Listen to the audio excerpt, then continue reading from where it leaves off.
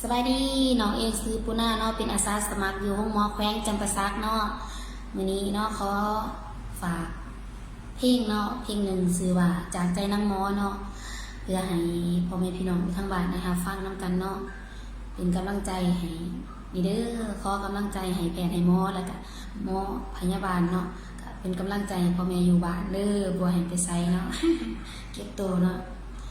สู้พยาธิโควิด19ให้ได้เนาะพี่จะได้กลับมาฟังเพลงนี้นำกันเนาะพี่ไปประกันได้ขอโทษขออภัยเด้อพอได้ยินข่าวเรื่องเล่าโควิด19ชาวโลกต่างพากันเว้าโควิด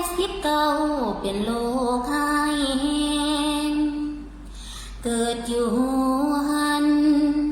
แพร่ขยายทั่วโลกหลายแห่ง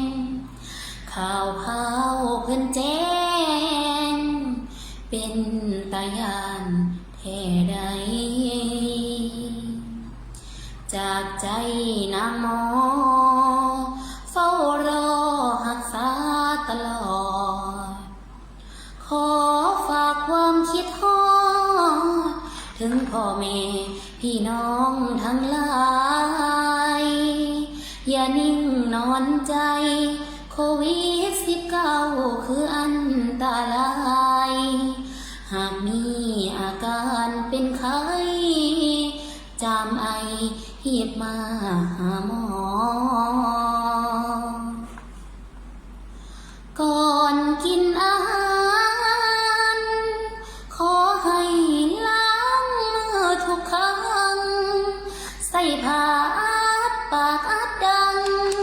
ย่านพยาธิผ่านเข้าดังคอให้ดื่มน้ำอุ่นฟังคำแนะนำจากหมอโคโรนาเป็นโรคติดต่อเอาชีวิตชาวโลกหลายคนฟังข่าวภาครัฐเพิ่นแจ้งกันตลอดป้องกันบ่ให้มาฮอดพวกเขาจะต้องสู้สนจากใจ